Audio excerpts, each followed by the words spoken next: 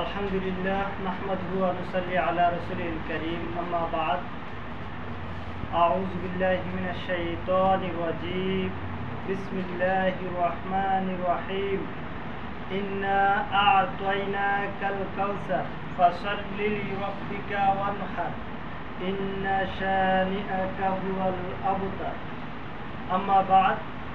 প্রশংসা মাত্র আল্লাহ তাআলার জন্য, যে মহান রব্বুল আলামিন আমাদেরকে মাগরিবের পর মসজিদে বসার সুযোগ করে দিয়েছেন, যে মহান রব্বুল আলামিনের সুযোগ করে দিলেন, তারই বারগাহে জানাচ্ছি শুকরিয়া। আলহামদুলিল্লাহ আলহামদুলিল্লাহ।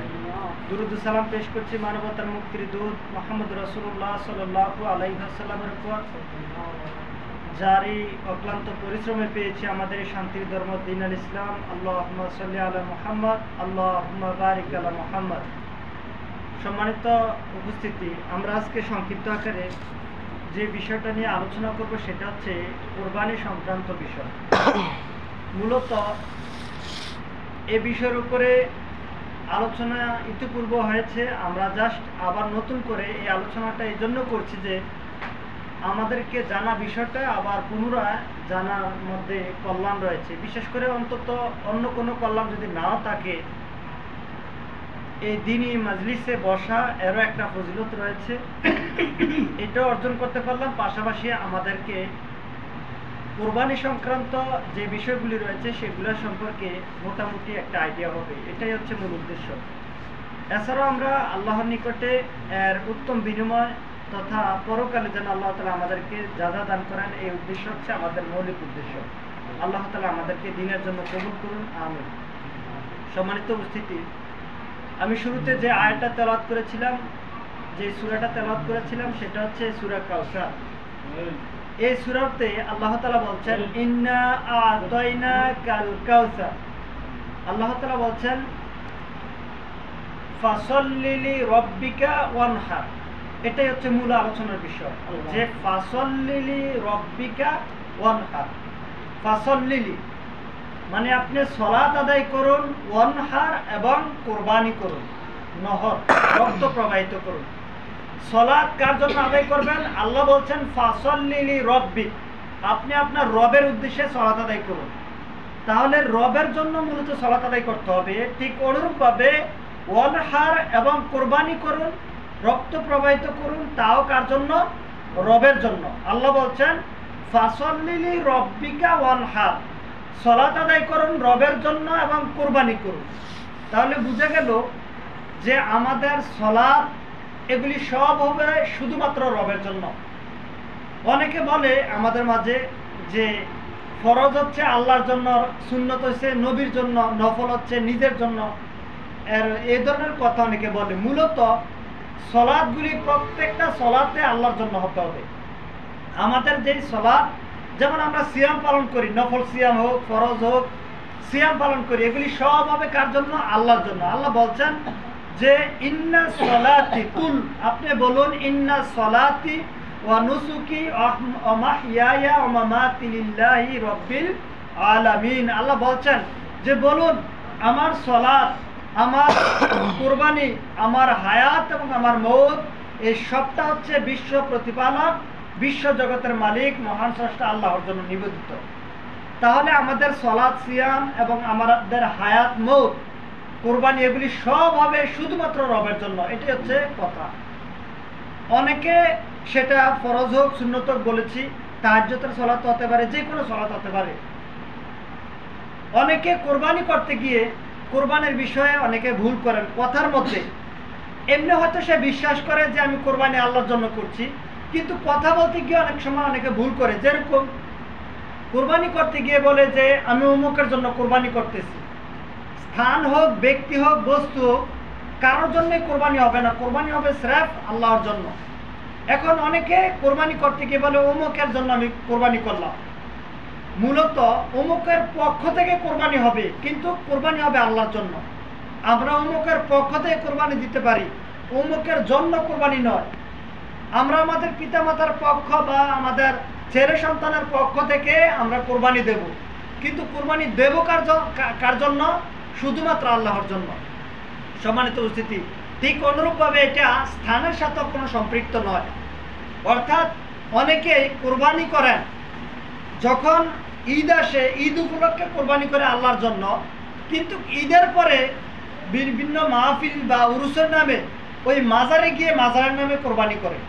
তাহলে কোরবানি মাজারের নামে হবে না, স্থানের নামে হবে না, ব্যক্তির নামে হবে না, কোরবানি হবে স্রেফ আল্লাহর নামে। এটাই হচ্ছে মূল কথা। এজন্য কোরবানির মধ্যে আমরা যে কোরবানি করতে গিয়ে যে শব্দগুলো উল্লেখ করি তার মধ্যে অন্যতম একটি শব্দ হচ্ছে বিসমিল্লাহি আল্লাহু আকবার। এখানে মূলত কার নাম? আল্লাহর নাম। এখানে কোনো ব্যক্তির নামও না, কোনো কবরের নাম নাই, কোনো মাজারের নাম নাই, শুধুমাত্র আল্লাহর নাম বিসমিল্লাহি আল্লাহু আকবার। এই বলে আমরা কোরবানি করি, যদি আনুষঙ্গিক আরও কিছু দোয়া রয়েছে। তো এইভাবে আমরা শুধুমাত্র আল্লাহর জন্য এই কোরবানিগুলি করব, কারণ এগুলি হচ্ছে আকীদার বিষয়, ঈমানের সাথে সম্পৃক্ত। সম্মানিত উপস্থিতি, আমরা জানি যে রাসূল সাল্লাল্লাহু আলাইহি সাল্লাম যখন ঈমানের দাওয়াত দিয়েছিলেন, ঠিক সেই মুহূর্তে আবু লাহাব রাসূল সাল্লাল্লাহু আলাইহি সাল্লামের আপন চাচা আবু লাহাব, তার চাচার দুইটা সন্তান, দুইটা ছেলে ছিল, যে ছেলেগুলি রাসূল সাল্লাল্লাহু আলাইহি সাল্লামের কন্যা, রাসূলের মেয়ে, দুইজন মেয়েকে তারা বিবাহ করেছিল। দুইজন মেয়েকে, রাসূলুল্লাহ সাল্লাল্লাহু আলাইহি সাল্লামের দুইজন মেয়েকে আবু লাহাবের দুইজন ছেলে বিয়ে করেছিল। এরপরে আল্লাহ তাআলা যখন আয়াত অবতীর্ণ করলেন, এই আবু লাহাব এবং আবু লাহাবের স্ত্রী হাম্মালাতুল হাতাব, আবু লাহাবের স্ত্রীর নাম ছিল হাম্মালাতুল হাতাব। এই আবু লাহাবের স্ত্রী এবং আবু লাহাব এই উভয়ে ছিল কুফরির মধ্যে নিমজ্জিত। তাদের আকীদা, একদিকে তারা বিশ্বাস করত আল্লাহ একজন আছে, এটা তারা বিশ্বাস করত। যেমন আমরা জানি যে আল্লাহ তাআলা কোরআনুল কারীমে বলছেন, ওয়ালা ইন সাআলতাহুম মান খালাকাস সামাওয়াতি ওয়াল আরদ ওয়া সাখারাশ শামসা ওয়াল কামার। হে নবী, আপনি যদি তাদের জিজ্ঞেস করেন যে কে তোমাদের জন্য আসমান সৃষ্টি করেছেন, জমিন সৃষ্টি করেছে, ওয়া সাখারাশ শামসা ওয়াল কামার, কে চন্দ্র সৃষ্টি করেছে এবং কে সূর্য সৃষ্টি করেছে, যদি আপনি মক্কার কাফেরদেরকে জিজ্ঞেস করেন, তাহলে তারা জবাব দিবে লা ইয়াকুলুনাল্লাহ, যে এগুলি সব হচ্ছে আল্লাহর সৃষ্টি। তাহলে বোঝা গেল যে মক্কার কাফেররা মানত, বিশ্বাস করত যে আল্লাহ হচ্ছেন সৃষ্টিকর্তা। তারা বিশ্বাস করে সাখারা শামসা ওয়াল কামার, চন্দ্র সূর্য এগুলি সব আল্লাহর সৃষ্টি। তাহলে আবু লাহাব সে বিশ্বাস করত আল্লাহ একজন আছে। আবু জাহেল সে বিশ্বাস করত। যদি আবু জাহেল বিশ্বাস নাই করত, তাহলে কাবাঘরে গিয়ে তিনি কেন কাবার গিলাফ ধরে রাসূলুল্লাহ সাল্লাল্লাহু আলাইহি সাল্লামকে বদদোয়া দিয়েছিলেন? কেন দিয়েছেন? এবং যুদ্ধের ময়দানে যাওয়ার সময় আবু জাহেল বলেছিলেন যে আমি যদি হকের উপরে থাকি তাহলে মুহাম্মদ ধ্বংস হোক, আর যদি মুহাম্মদ হকের উপরে থাকে তাহলে আমি ধ্বংস হব। সর্বশেষ তার কথাই, তার দোয়াই কবুল হয়েছে। মুহাম্মদ সাল্লাল্লাহু আলাইহি ওয়াসাল্লাম যেহেতু হকের উপরে ছিলেন, আবু জাহেল নিজেই ধ্বংস হয়েছে। অথচ এই কথা দ্বারা বোঝা যায় যে আবু লাহাব এবং আবু জাহেল দুজনেই আল্লাহকে বিশ্বাস করত। এছাড়াও আপনারা জানেন যে রাসূলুল্লাহ সাল্লাল্লাহু আলাইহি ওয়াসাল্লামের চাচা, সেও দাদা, সেও মূলত মুশরিক ছিল। কিন্তু সেও যখন কাবাঘরের আশেপাশে তার বকরি যে সমস্ত বেড়াগুলি ছিল, সেও কিন্তু ওই বেড়াগুলি বাড়িতে নিয়ে যাওয়ার সময় তাকে যারা প্রশ্ন করেছিল যে আপনি আপনার উট, বেড়া, ছাগল এগুলি বাড়িতে নিয়ে যাচ্ছেন আর কাবাঘরকে ছেড়ে দিয়ে যাচ্ছেন, অথচ কাবাঘর ভাঙার জন্য একদল আসতেছে, তখন সে জবাব দিয়েছিল যে যার ঘর তিনি রক্ষা করবেন, আমি আমার উট, বেড়া, ছাগলের মালিক, আমি এগুলো নিয়ে বাড়িতে যাই। তাহলে সেও কিন্তু বিশ্বাস করত যে রবে এই ঘরের মালিক একজন আছে। সম্মানিত উপস্থিতি, আমি আপনাকে বুঝাতে চাচ্ছি, তারা এত কিছু বলে এটাই বিশ্বাস করতেন যে সৃষ্টিকর্তা একজন আছে। তাহলে আবু লাহাব এবং আবু লাহাবের স্ত্রী হাম্মালাতুল হাতাব, তারা দুজনেই কিন্তু সৃষ্টিকর্তাকে বিশ্বাস করত, কিন্তু তারা ইবাদতের ক্ষেত্রে গিয়ে আল্লাহর সাথে অংশীদার করত, শিরিক করত। এই জন্য তাদেরকে বলা হয় মুশরিক। মুশরিক বলা হয় ওই ব্যক্তিকে যে আল্লাহর সাথে অন্যকে শিরিক করে, তাকে বলা হয় মুশরিক। সম্মানিত উপস্থিতি, এরপরে যেটা বলতেছিলাম যে আবু লাহাবের এই দুইজন ছেলে রাসূলুল্লাহ সাল্লাল্লাহু আলাইহি ওয়াসাল্লামের দুইটি মেয়েকে বিয়ে করেছিলেন। বিয়ে করার পর আল্লাহ তাআলা যখন আয়াত অবতীর্ণ করলেন তাব্বাত ইয়াদা আবি লাহাবি ওয়া তাব এই আয়াত অবতীর্ণ করার পর রাসূলুল্লাহ সাল্লাল্লাহু আলাইহি সাল্লাম এই আয়াত তেলাওয়াত করলেন, পাঠ করলেন। আমরা হলে কি করতাম? আমরা হলে আমাদের আপনজন, মানুষের স্বভাব হচ্ছে যে নিজের ঘনিষ্ঠ বা নিজের আপন যারা আছে তাদেরকে লজ্জা না দিয়ে অন্যদেরকে লজ্জা দেওয়া, এটা ছিল এটা হচ্ছে মানুষের একটি খাসিলত। কিন্তু ইসলাম এমন একটা ধর্ম, এমন একটা জীবন ব্যবস্থা যেখানে ধনী গরিব, ছোট বড়, আপন পর সকলের ক্ষেত্রে মৌলিক কথা হচ্ছে যে হকের উপরে যে আছে এটাকে হকই বলতে হবে, না হকের উপরে, মিথ্যার উপরে যারা আছে সেটাকে মিথ্যাই বলতে হবে। যদিও সে আপনার কোনো নিকটাত্মীয় হয়, যদিও সে আপনার পিতা হয়, যদিও সে আপনার ছেলে সন্তান হয়, তারপরেও ইসলামের বিরুদ্ধে যদি সে অবস্থান নেয় তাকে আপনি প্রত্যাখ্যান করতে হবে। এটাই হচ্ছে ইসলাম। সম্মানিত উপস্থিতি, রাসূলুল্লাহ সাল্লাল্লাহু আলাইহি ওয়াসাল্লামের উপরে যখন এই আয়াত অবতীর্ণ হয়, সরাসরি গিয়ে রাসূলুল্লাহ সাল্লাল্লাহু আলাইহি ওয়াসাল্লাম তার বেয়াই চাচা, একদিকে চাচা আরেকদিকে হচ্ছে বেয়াই, কারণ রাসূলের 2 মেয়ে বিয়ে দিয়েছিলেন চাচার 2 সন্তানের কাছে, অর্থাৎ আবু লাহাবের 2 সন্তানের কাছে। রাসূল সাল্লাল্লাহু আলাইহি ওয়াসাল্লাম গিয়ে এই আয়াত পাঠ করলেন, এখানে লজ্জা দিলেন, শরম দিলেন। কাকে? নিজের মেয়ের শ্বশুরকে লজ্জা দিলেন। এরপরে তারা দুজনে রাগান্বিত হলেন, আবু লাহাব এবং তার স্ত্রী রাগান্বিত হলেন এবং তাদের 2 সন্তানকে বাধ্য করলেন যে রাসূলের এই 2 মেয়েকে যেন তারা তালাক দিয়ে দেয়। রাসূলুল্লাহ সাল্লাল্লাহু আলাইহি ওয়াসাল্লামের 2 মেয়েকে যেন তালাক দিয়ে দেয়। এরপরে এই আবু লাহাবের 2 সন্তান তাদের 2 মেয়েকে তালাক দিয়ে দিল। এই 2 মেয়েকে তালাক দেওয়ার পর একটা সময় গিয়ে আবু লাহাব এবং আবু লাহাবের স্ত্রী দুজনেই ধ্বংস হয়ে পৃথিবী থেকে বিদায় হয়। কিন্তু এই আবু লাহাবের এই 2 ছেলে সহ আরো 3টা মেয়ে, তারা সকলেই পরবর্তীতে ইসলাম গ্রহণ করেছে। সুবহানাল্লাহ, সকলে 5 জন, আবু লাহাবের 5 জন সন্তান ইসলাম গ্রহণ করেছে। তার মধ্যে 3টা ছিল মেয়ে আর 2টা ছিল ছেলে। এই 5 জনে ইসলাম গ্রহণ করেছে। ইসলাম গ্রহণ করার পর তাদের সামনে যখন এই তাব্বাত ইয়াদা আবি লাহাবি ওয়া তাব এই আয়াত পাঠ করেছিল, তারাও কিন্তু এই আয়াত বারবার তেলাওয়াত করতেন এবং পিতামাতার সামনে তারাও কিন্তু এই আয়াত তেলাওয়াত করতেন। সম্মানিত উপস্থিতি, তাহলে বোঝা গেল আমরা হলে কি করতাম? আমরা হলে আমাদের পিতামাতার ধ্বংস কামনা কখনোই আমরা করতাম না, ঠিক না? কিন্তু তারা কিন্তু করেছেন। কেন করেছেন? কারণ আকীদার কারণে, বিশ্বাসের কারণে, ঈমানের কারণে। অর্থাৎ এই যে এখানে বলা হচ্ছে তাব্বাত ইয়াদা আবি লাহাবি ওয়া তাব, ধ্বংস হোক আবু লাহাব এবং আবু লাহাবের স্ত্রী, আবু লাহাবের 2 হাত ধ্বংস হোক। এই যে এই আয়াতের মধ্যে বলা হচ্ছে বারবার এই কথা দিয়ে, যখন আবু লাহাবের সন্তান, তার মেয়ে এবং ছেলে এই আয়াত তেলাওয়াত করতেন, তারাও কিন্তু এই কথাগুলি বলতেন যে ধ্বংস হোক আমার পিতা এবং আমার মা, এবং আবু লাহাবের 2 হস্তদ্বয়, 2 হাত ধ্বংস হয়ে যাক। তারা কিন্তু এই আয়াত বারবার তেলাওয়াত করতেন। তাহলে বোঝা গেল সন্তান হয়েও তারা তাদের পিতার বিরুদ্ধে অবস্থান নিয়েছেন। এছাড়াও আমরা জানি বিভিন্ন যুদ্ধের মধ্যে সন্তান তার বাপের বিরুদ্ধে, বাবা তার সন্তানের বিরুদ্ধে তরল নিয়ে যুদ্ধের ময়দানে গিয়েছেন। সম্মানিত উপস্থিতি, ইসলাম এমন একটা ধর্ম, এমন একটা জীবন ব্যবস্থা যেটা হকের উপরে থাকলে যদি আপনার বিরুদ্ধে অবস্থান নেয়, যদি আপনার নিকটাত্মীয় কেউ হয়, তারপরেও আপনি তার বিরুদ্ধেই থাকতে হবে, তার পক্ষপাতিত্ব অবলম্বন করার কোনো সুযোগ নেই।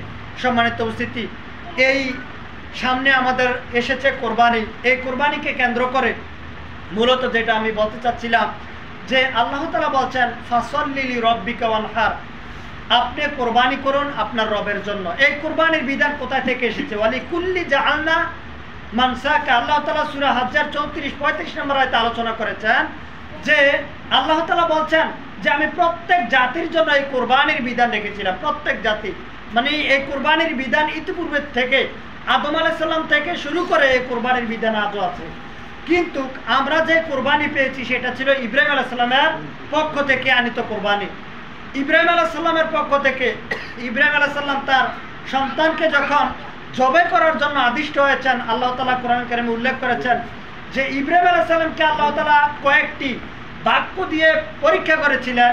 সেই পরীক্ষার মধ্যে ওয়া ইযবিতালা ইব্রাহিমা রাব্বুহু বিকালিমাতিন ফাআতাম্মাহুন্না ক্বালা ইন্নী জাইলুকা লিন-নাসি ইমামা। আল্লাহ তাআলা বলছেন যে আমি ইব্রাহিমকে কয়েকটি বাক্য দিয়ে পরীক্ষা করলাম, সেই বাক্যগুলিতে ইব্রাহিম আলাইহিস সালাম পাশ করলেন। এরপরে আমি বললাম যে আমি তাকে গোটা বিশ্বের জন্য নেতা বানাবো ইব্রাহিম আলাইহিস সালামকে। এরপরে আল্লাহ তাআলা বলছেন যে আমি ইব্রাহিম আলাইহিস সালামকে যে পরীক্ষা করেছিলাম তার মধ্যে ইব্রাহিম আলাইহিস সালামকে বললাম আসলিম, তুমি আত্মসমর্পণ করো। ইব্রাহিম আলাইহিস সালাম বলছেন আসলামতু লিরাব্বিল আলামিন, আমি আমার বিশ্ব প্রতিপালকের সামনে নিজেকে আত্মসমর্পণ করলাম। ইব্রাহিম আলাইহিস সালাম আত্মসমর্পণ করলেন আল্লাহর নিকটে।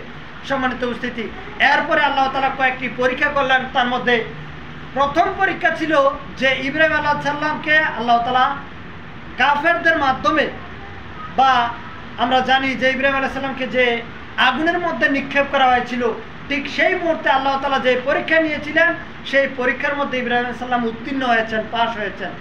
2 নম্বরে ইব্রাহিম আলাইহিস সালামকে দ্বিতীয় আরেকটি পরীক্ষা করা হয়েছে।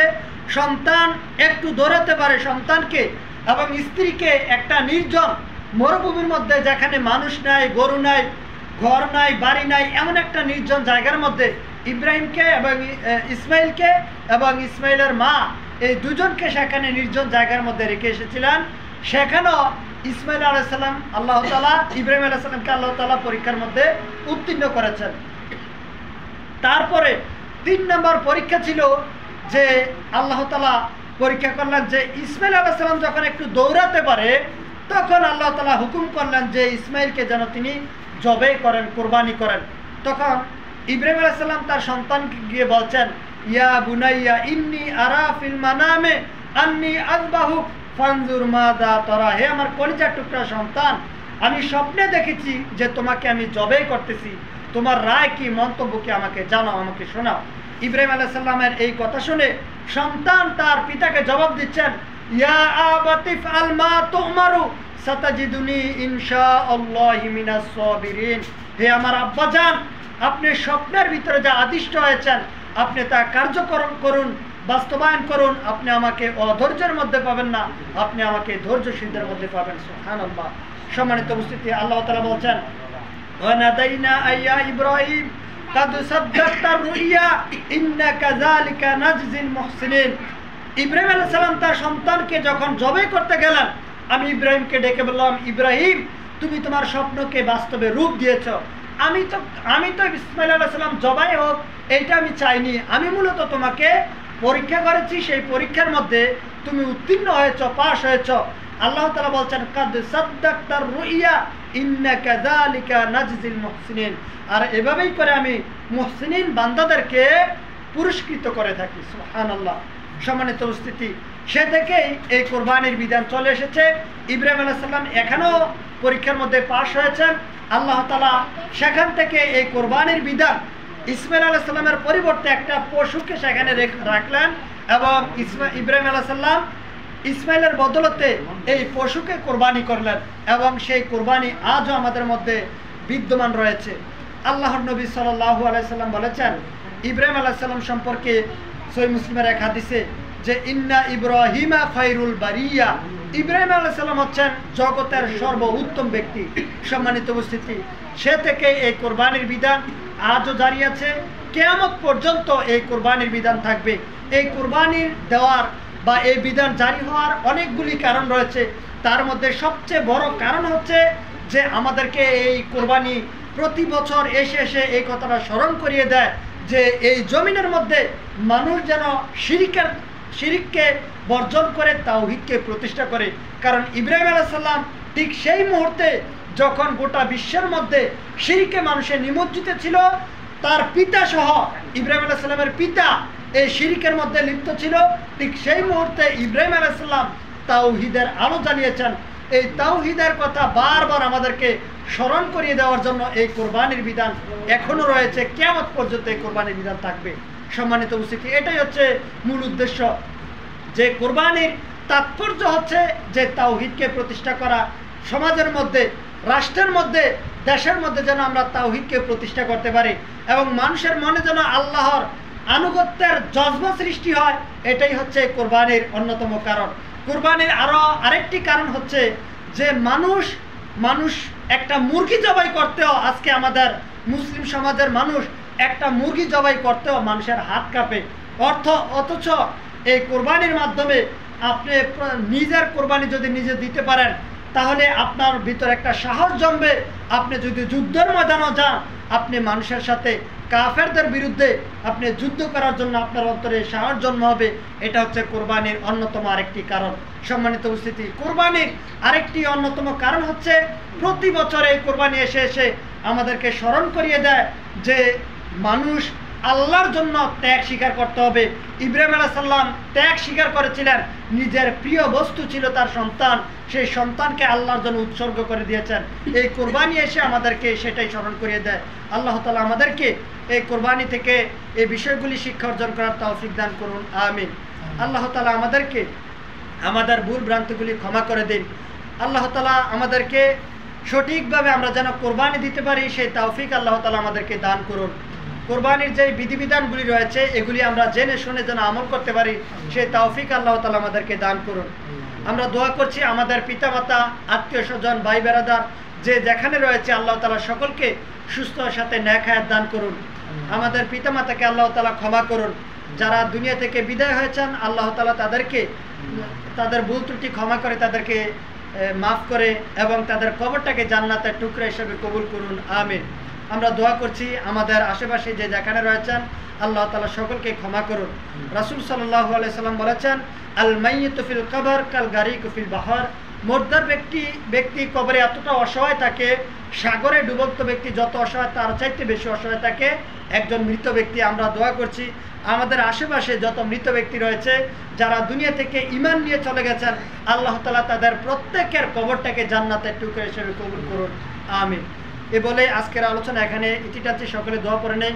সুবহানাকা আল্লাহুম্মা ওয়া বিহামদিকা আশহাদু আল্লা ইলাহা ইল্লা আনতা আস্তাগফিরুকা ওয়া আতুবু ইলাইক। আসসালামু আলাইকুম ওয়া রাহমাতুল্লাহ।